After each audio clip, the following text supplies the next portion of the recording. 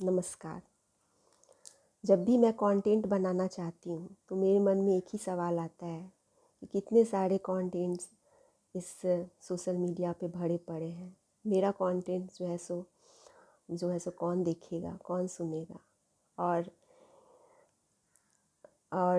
आज सुबह मैंने ऐसे ही एक कंटेंट देखा जिसमें एक व्यक्ति बोल रहा है कि भगवान, मैं तो कंटेंट बनाना चाहता हूँ लेकिन कंटेंट वो कोई देखता ही नहीं, तो मैं ऐसा कंटेंट क्यों बनाऊँ।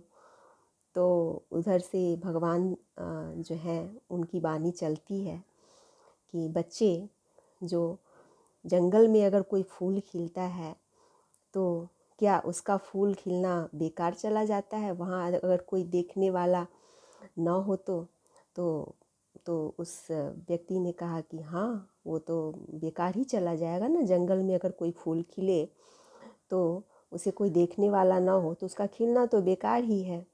तो भगवान ने कहा उसमें, उस कंटेंट में, कि नहीं बच्चे, वो जो है उसका खिलना बेकार नहीं चला जाता, क्योंकि फूल का खिलना स्वाभाविक है, उसका स्वभाव ही है खिलना।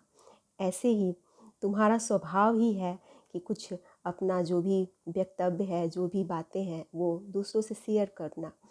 तो सुने या न सुने, उनका ये तो उनके ऊपर है, लेकिन तुम्हारा तो ये स्वभाव है कि दूसरे से अपनी बातों को शेयर करना।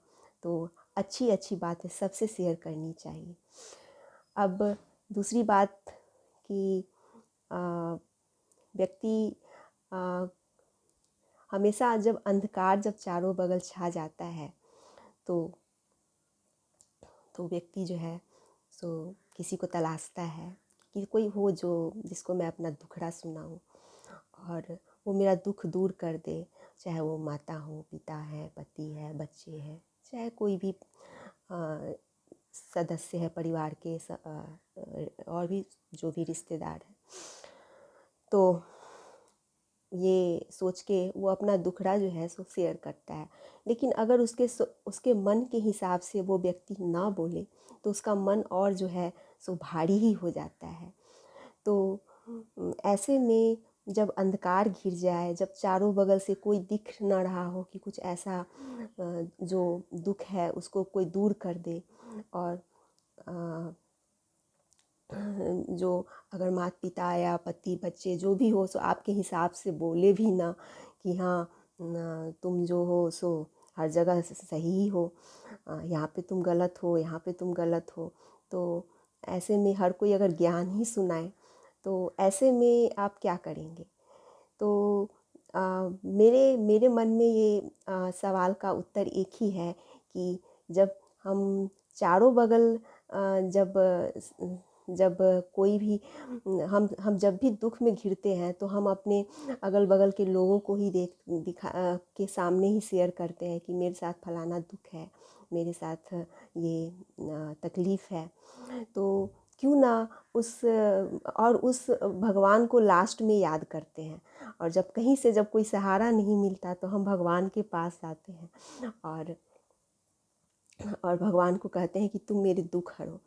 तो क्यों ना किसी व्यक्ति को सहारा ढूंढने से पहले सबसे पहले भगवान को ही याद करें, और हर जो अपने मन की बात जो है सो अपनी जो दिल की बात जो है सो भगवान से करें, जो आपके हिसाब से बात करें, और उसका उत्तर भी भगवान जो है सो देते हैं, और वो जो है सो आपका दुख भी हरते हैं।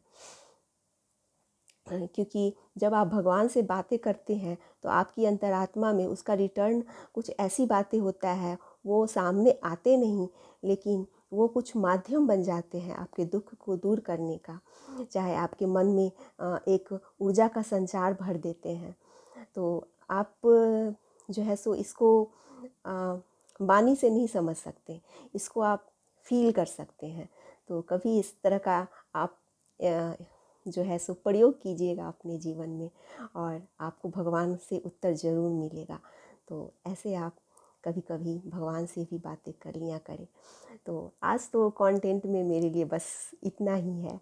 तो अगले किसी कंटेंट में फिर मैं कुछ और बातें शेयर करूँगी। तब तक के लिए नमस्कार।